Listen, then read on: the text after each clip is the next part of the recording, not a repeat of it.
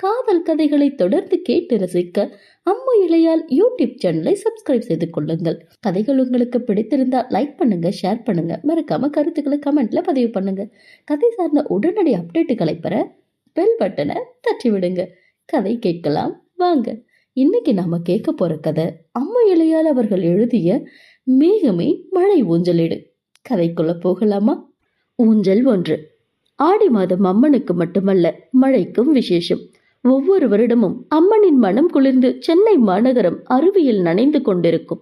இன்றும் மாலை 5 மணியை நெருங்குவதற்கு முன் வீட்டிற்கு சென்று விடலாம் என பரபரப்பாக ஓடிக்கொண்டிருந்தவளை ஆக்கிரமித்தது அனுமதி இல்லாமல். மழைத்துளி தன் மீது பட்டதும் இருசக்கர வாகனத்தை அப்படியே நிறுத்தியவள் தலை உயர்த்தி பார்த்தாள். சிநேகமாக சிரித்தது பார்த்திகாவை கண்டு. தானும் புன்னகைத்து தன்னை நோக்கி வந்த விருந்தாளியை மகிழ்வித்தவள் வாகனத்தை இயக்கப் போகும் நேரம் தந்தை அழைத்தார். எதற்கு அழைக்கிறார் என்று தெரிந்தும் எடுத்தவள், சாரிப்பா, நீங்க எத்தனை தடவை கேட்டாலும் என்னால முடியாது, வர வேண்டாம்னு சொல்லிடுங்க என்றாள். அவங்க எல்லாரும் வந்துட்டாங்க பாரு. வாட்? நீங்க? நீ சீக்கிரமா வா, எனக்கு கல்யாணத்துல விருப்பம் இல்லைன்னு 1000 தடவை சொல்லிட்டேன். அதெல்லாம் அப்புறம் பேசிக்கலாம், முதல்ல வீட்டுக்கு வா. அவங்க முன்னாடியே வந்து சொல்லுவேன், பரவாயில்லையா? மகளை சமாளிக்க வழி தெரியாது சந்திரசேகர் திணறிக் கொண்டிருக்க, வந்தவங்க முன்னாடி அப்பாவை அசிங்கப்படுத்தாத பாரு. உன் போட்டோவை கூட பார்க்காம அப்பா மேல இருக்கிற மரியாதையில வந்திருக்காங்க. வந்தவங்களை நல்லபடியா அனுப்பி வச்சுட்டு அதுக்கப்புறம் என்ன வேணும்னாலும் பேசு என பார்த்திகாவின் அன்னை அமுதா பேசினார். வர வேண்டான்னு சொல்லியும் வர வச்சது உங்களோட தப்பு. அப்பாவுக்காக அம்மாவுக்காக எல்லாம் என்னால கல்யாணம் பண்ணிக்க முடியாது. நான் வீடு வந்து சேர்றதுக்குள்ள அங்க இருக்கிற எல்லாரையும் அனுப்பிடுங்க. பெற்றோர்கள் பேசிக்கொண்டிருக்கும் பொழுதே அழைப்பை துண்டித்தவள் வானத்தை பார்த்தாள். அதில் அழகாக தெரிந்தான் அவள் மனம் கவர்ந்தவன். 7 வருடங்களுக்கு முன் பார்த்த அந்த முகம் இன்னும் நெஞ்சை விட்டு மறையவில்லை. இது போன்ற ஒரு மழை நேரத்தில் அவனை பார்த்த ஞாபகங்கள் மழை துளியாய் நெஞ்சில் தேங்கிவிட்டது. எங்கிருக்கிறானோ? அவனுக்காக காத்திருக்கிறாள். பிடிவாதக்கார மகளை ஒன்றும் செய்ய முடியாத நிலையில் நின்ற பார்த்திகாவின் பெற்றோர்கள் தீர்வு கிடைக்காமல் கையை பிசைந்து கொண்டிருந்தார்கள். அந்நேரம் சந்திரசேகரின் அன்னை ஒரு திட்டத்தை கூற அனைத்தும் அழகாக நடந்தது. வாழ்வில் நடந்த திருப்பு முனையை அறியாது சாவகாசமாக வாசலில் நின்றவள் முன்பு நின்றான் அவன். மழை நீரில் நனைந்து உடலில் ஒட்டி கொண்டிருந்த நீர் அனைத்தும் வெப்பத்தில் ஆவியானது. அதல பாதாளத்திற்கு அந்த சூடு அவளை இழுத்துச் சென்றது. கண் முன்னால் நிற்பவனின் தோற்றம் விழியில் பதிந்தாலும் நினைவில் பதியவில்லை. நிச்சயமாக இது நிஜமில்லை என்ற எண்ணம் அவளுக்குள். கனவில் தினந்தோறும் வருபவன் அவளுக்கு முன்பு அவளோடு கதையளந்து அவளை ரசித்து கைகோர்த்து காதல் வளர்த்தவனின் வரவை சற்றும் எதிர்பார்க்காதவள் அசையாது அப்படியே நின்றிருந்தாள். எக்ஸ்கியூஸ் மீ என்ற தினேஷின் குரல் கூட செவியில் விழவில்லை. பார்த்திகாவின் பாட்டி அவளை இழுத்து ஓரமாய் நிற்க வைக்க நின்றிருந்தவன் அவளை பார்க்காது வீட்டை விட்டு வெளியேறினான். செல்பவனை பிடிக்கச் சென்றவளை இழுத்து உள்ளே விட்ட அவளின் பாட்டி, என் மகன் உன்னை பாசமா வளர்த்ததுக்கு ரொம்ப பெரிய மரியாதையை கொடுத்துட்ட. யாருன்னு தெரியாதவங்க உங்க அப்பாவை பத்தி கேள்விப்பட்டு புரோக்கர் சொன்ன ஒரே காரணத்துக்காக உன் போட்டோவை கூட பார்க்காம வந்தாங்க. அவங்க முன்னாடி இப்படி தலை குனிய வச்சுட்டியே, அப்படி என்ன உனக்கு இந்த வயசுல இவ்வளோ இருமாப்பு என திட்டிக் கொண்டிருந்தார். அவர் கையை தட்டி விட்டவள் அவசரமாக வாசலில் சென்று நிற்க காரில் ஏறி அமர்ந்தவன் அப்போதுதான் அவள் முகம் பார்த்தான். உடனே பற்கள் சலசலத்தது, இதழ்கள் விரிந்ததில்.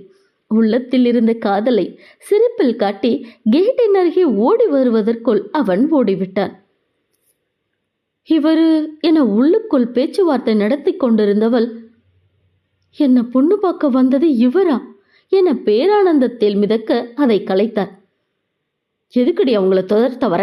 அவங்க ஒன்று பார்த்துட்டு போல, உன் தங்கச்சியை பார்த்துட்டு போயிருக்காங்க என்றார் பாட்டி. பாட்டி, இனி உனக்கும் இந்த கல்யாணத்துக்கு எந்த சம்பந்தமும் இல்லை. கல்யாணம் நடக்கிற வரைக்கும் அவங்க முன்னாடி நிற்காத. ரொம்ப நல்ல குடும்பம் போல. உன் அப்பாவோட சூழ்நிலையை புரிஞ்சுக்கிட்டு உன் தங்கச்சிய மருமகளா ஏத்துக்கிட்டாங்க. ஆனந்தியா? ஆமாண்டி, அவதான் உன் அப்பா மானத்தை இன்னைக்கு காப்பாத்தனா. சொன்னது ஞாபகம் இருக்கட்டும், அவங்க முன்னாடி நிற்காத. பௌர்ணமி என்று கடலில் உண்டான பெரும் அலைகள் போல் உள்ளம் வீசி அடித்தது. அவனை பார்த்ததிலிருந்து காதல் விழுந்தது வரை எல்லாம் அவளுக்கு எதிராக இருக்க ஓடினாள் தங்கையிடம். அவள் அறையில் இருந்த பெற்றோர்கள் இவளை பார்த்ததும் கோபத்தில் அங்கிருந்து சென்றுவிட, ஆனந்தி அவரு என பேசச் சென்றவள் அப்படியே திடுக்கிட்டு நின்றாள். அவள் முகத்தில் அப்படி ஒரு வெட்கம். அந்த வெட்கம் நடந்ததை கூறிவிட உதடுகள் ஊமையானது. பரிதவிக்கும் உள்ளத்திற்கு வழி கிடைக்காது. அப்படியே தங்கையின் காலடியில் அமர்ந்தவள், அவரு உன்னை பிடிச்சிருக்குன்னு சொல்லிட்டாரா? மெல்ல மனம் வதங்கி கேட்க ஆனந்தியின் வெட்கம் 2 மடங்கானது. தேங்க்யூ சோ மச் அக்கா, எல்லாம் உன்னாலதான். சத்தியமா அப்பா சொல்லும் போது துளி கூட எனக்கு விருப்பம் இல்லை. உன்ன மாதிரி நானும் வேணாம்னு சொல்லிடலாம்னு தான் இருந்தேன். ஆனா அவரை பார்த்ததும் எல்லாம் மாறிடுச்சு, அதுவும் பேசினதுக்கு அப்புறம் என மீதி வார்த்தையை வெட்கத்தில் முடித்தாள். இரத்தத்திலிருந்து பிரிந்த கண்ணீர் கொட்ட உத்தரவு கேட்க கட்டுப்படுத்தி அணை போட்டவள் நடந்ததை விசாரித்தாள். இந்த வரனை பார்த்து கொடுத்த தரகர் சந்திரசேகருக்கு பல வருட பழக்கம். ஒரு நாள் யதார்த்தமாக மகளுக்கு விரைவில் திருமணம் முடிக்க வேண்டும் என பேசி வைக்க இன்று வந்தவன் தந்தையும் மகனுக்கு வரன் பார்க்க தரகரை அணுகியிருந்தார். நல்ல இடமாக இருப்பதால் சந்திரசேகரை பற்றி கூறினார். பல வருடமாக திருமணத்திற்கு போக்கு காட்டும் மகனை எப்படியாவது அழைத்து சென்று திருமணத்தில் தள்ளிவிட வேண்டும் என அவர் புகைப்படத்தை கூட பார்க்கவில்லை. இந்நிலையில் தன் உயிரில் கலந்து உயிராக வாழ்பவன்தான் தன்னை பார்க்க வந்திருக்கிறான் என அறியாது பார்த்திகா மறுத்துவிட சந்திரசேகரின் 2வது மகள் ஆனந்தி மணப்பெண்ணாக நிற்க வைக்கப்பட்டாள். அக்காவிற்காக வந்த வரனை தனதாக்கிக் கொள்ள ஆனந்திக்கு உடன்பாடு இல்லை. இருந்தும் பெற்றோர்களுக்காக சம்மதித்தாள். கையில் தேநீரை கொடுத்து வந்தவனுக்கு கொடுக்க சொல்ல, ஃபார்மாலிட்டி எதுவும் வேண்டாம் அங்கிள், நான் உங்க பொண்ணுகிட்ட கொஞ்சம் பேசணும் என்றான் அதிகாரமாக. எங்கோ பார்த்தபடி நின்றிருந்த ஆனந்தி விழி உயர்த்தினாள். அவளுக்கு நேராக அவளை பார்த்தபடி அமர்ந்திருந்தாள். விழிகள் உன்னிப்பானது அவனது தோற்றத்தில். கை 2ஐயும் கால் முட்டியில் வைத்துக்கொண்டு விரல்களை கோத்திருந்தவன் விழிகளில் அப்படி ஒரு கூர்மை. தன்னை எடை போடுகிறான் என்பதை கண்டு கொண்டவள் அப்பொழுதுதான் தன் அலங்கார நிலையை உணரத் துவங்கினாள். அவசரத்திற்கு தயாராகி வந்தவள் எல்லாம் சரியாக இருக்கிறதா என சரிபார்த்து கொள்ள அதை கவனித்தவன் புருவங்களில் ஒரு புருவம் உயர்ந்தது.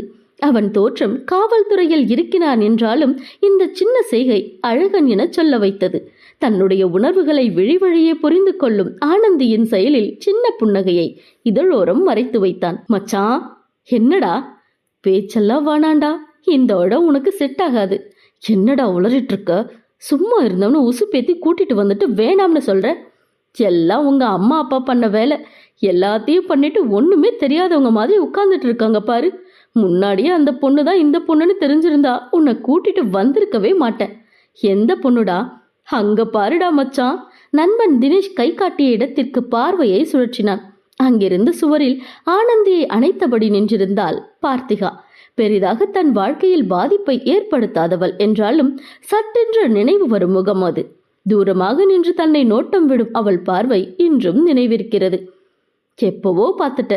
ஹொட பாவி, போலீஸ்காரன்டா. என்னவோ இருக்கட்டும், வேணாம் இந்திரி, எனக்கு பொண்ணு பிடிச்சிருக்கு. வாட்? நிஜமாடா? நீ பார்க்க வந்த பொண்ணு அந்த பொண்ணு உன்னை வேணான்னு சொல்லிடுச்சான். அப்பாட்ட மெதுவா விஷயத்த சொல்லி இந்த பொண்ணை நிக்க வச்சிருக்காங்க. சில நொடி மௌனம் காத்து, முடிஞ்சது முடிஞ்சதாவே இருக்கட்டும்னு தான் அந்த பொண்ணு வேணாம்னு சொல்லி இருக்கு. நீ எதுக்கு கிளறிட்டு இருக்க? எனக்கு இந்த பொண்ணை பிடிச்சிருக்கு, பேசிட்டு வரேன் என்றவன் ஆனந்தியோடு மொட்டை மாடிக்கு சென்றான். நான் போலீஸ்காரன்னு பார்த்ததும் தெரிஞ்சிருக்கும். என்னால குடும்ப வாழ்க்கைக்கு அதிக நேரம் ஒதுக்க முடியாது. அந்த மாதிரி சூழ்நிலையில என் பார்வையை புரிஞ்சு நடந்துக்கிற பொண்ணு வாழ்க்கை துணையா வந்தா நல்லா இருக்கும்னு நினைச்சேன். அந்த மாதிரி நீங்க இருந்ததால எனக்கு உங்களை பிடிச்சிருக்கு. உங்களுக்கும் என்ன பிடிச்சிருந்தா சொல்லுங்க, மேற்கொண்டு பேச சொல்றேன் என பட்டென்று போட்டு உடைத்தவன் பதிலுக்காக வெகு நேரம் காத்திருந்தான். அவன் துணிச்சல் சற்றென்று பேச வைத்துவிட ஆனந்திக்கு பேச்சு வரவில்லை. அவனை பார்ப்பதும் தலை குனிந்து கொள்வதுமாக இருக்க, 2 நாள் டைம் எடுத்துக்கிறீங்களா என கேட்டான். கூல். இதழ் பிரிக்காமல் மீசையில் சிரிப்பை மறைத்து அங்கிருந்து நகர, உங்க பேரு இழுத்தாள். திரும்பியவன் இந்த முறை தாராளமாக சிரிப்பை கொடுத்து, திருமேனி ஆவுடையப்பன் என்றிட, தலையசைத்தாள். பிடிச்சிருக்கா? பிடிச்சிருக்கு. நான் பேரை கேட்டேன், நான் பேரை சொல்லல என்றதும் வானம் வாய் பிளந்தது அவன் சிரிப்பு சத்தத்தில். உடலை விட்டு பிரிந்த உயிரை தங்கையிடம் காட்டாமல் தன் அறைக்கு வந்தவள் திரு என வாய் பொத்தி கதறினாள். ஊஞ்சல் 2.